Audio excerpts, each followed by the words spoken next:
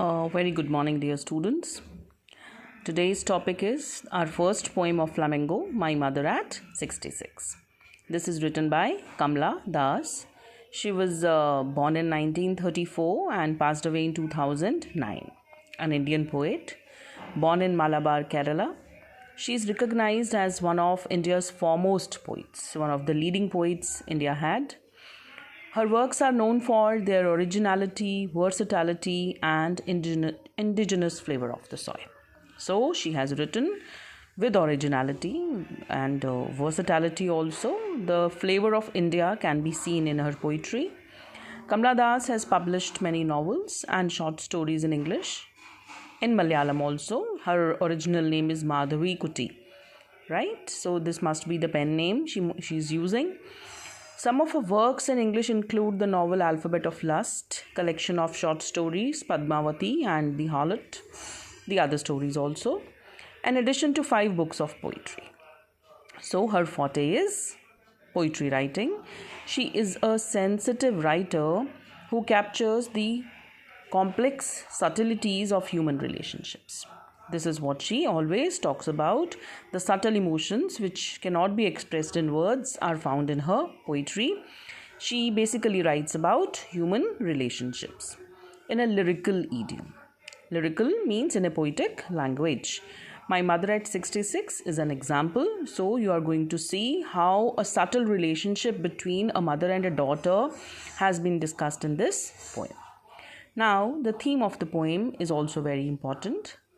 We wish to give time to our elders. We wish to give time to our, the family members, elderly family members. But due to our own commitments, sometimes they may be professional commitments or any other, we fail to do so. So here also, you are going to find the same scenario. The poet is describing her mother who has attained 66 years of age. The background of the poem is, the poetess is going abroad or maybe somewhere, her mother and she are sitting at the back of the car. The driver is driving and the mother is accompanying the daughter to leave her to Cochin airport in Kerala. Okay, so the background is this. The poetess along with her mother, mama is escorting the daughter to Cochin airport in order to drop her there. Why? Because the poetess has to leave. So this is the moment of separation. The poem wants to tell you what the poetess feels at the moment of separation about her mother. What kind of emotions, what kind of pain and ache she feels for her, right? And she is also feeling the pain of old age. Her mother needs her drastically. Her mother really needs her at that moment of time, but due to her own commitments, she is not able to do so.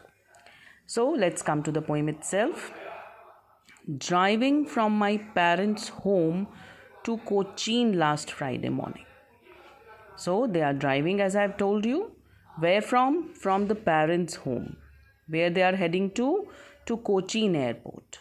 And when was the scene? It occurred on last Friday morning.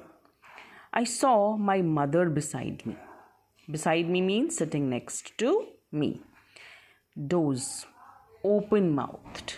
So this is what she noticed about her mother. She is dozing off, yawning. Mouth remained open, which shows that the mother has lost her, control over her own senses. Her face ashen like that of a corpse. So she is ash-colored, as black, as grey, as a dead body is. Corpse means a dead body. And realized with pain that she was as old as she looked. See, children, sometimes a person does not look to be of his or her own age. But here the poet says she was as old as she looked. Right? So she has not only turned 66, she not only looks 66, but she has become extremely old. It is visible through her looks, not only through her looks, but also through her actions, that her body has lost her youthful charm and beauty. That is why she is compared to a corpse.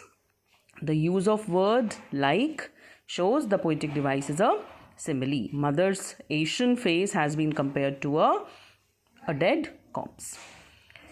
That she was as old as she looked, but soon put that thought away. Now poet had to put that thought away. She had to divert her mind. Why she had to? Because if she had been persistent with her mother's condition, had she continued to look so, she would never have been able to leave her in such a condition. So she tried to divert her mind and looked out at young trees sprinting and merry children spilling out of their homes. She could witness two scenes. One, young trees sprinting. Naturally, when you are heading forward, everything seems to sprint. They seem to go backward. Similarly, she could also see the merry children spilling out of their homes. Now you can see two happy images here. When she peeped outside the window, she could see two things. One, the young trees sprinting. Trees have been described as young, whereas the mother is old. The merry children. The children seem to be very happy while coming out of their homes to play, whereas the mother, being old, being left alone, must be feeling very dejected. She must be feeling very disappointed. So these two images are used as a contrast to the poet's mother. The trees are young, whereas the mother is old. The children are merry and happy, exhibiting energy, agility, whereas the mother is feeling quite low. She is not even brimming with energy. She is quite low, dejected and disappointed. But after the airport security check, now she reached the airport. Security check was done upon her as usual. Standing a few yards away, I looked again at her. Poetess once again looked at her own mother, wan, pale. Now what did she notice about her? That mother has become wan. Wan means lusterless. There is no shine on her face.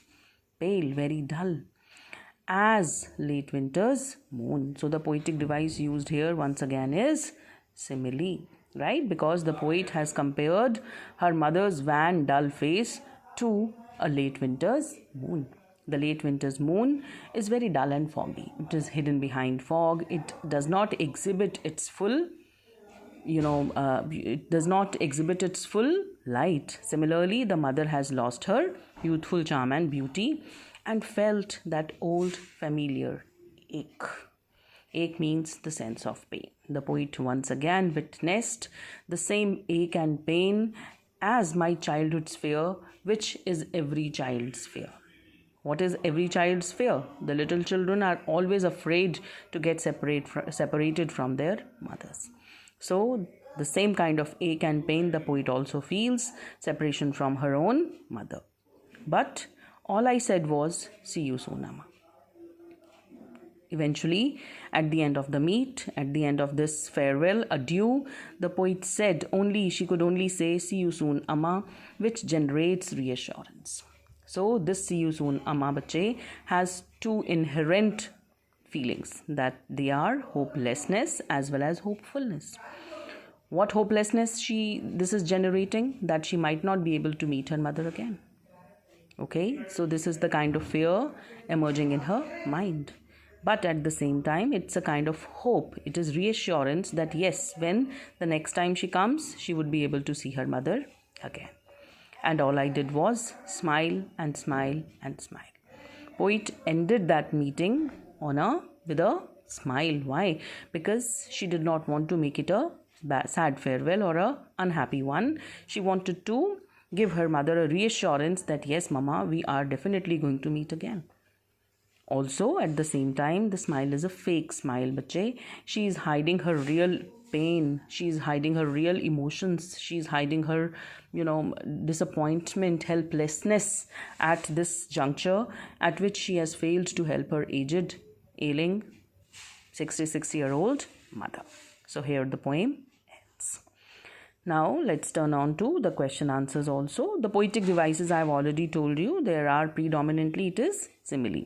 At two places it is used. One, Asian, like that of a corpse. Now you will go to the text once again and read all these expressions. Second, wan, pale as late winter's moon. First question is, what is the kind of pain and ache the poet feels? Yes, it is the pain and ache of old age, ache of separation, right?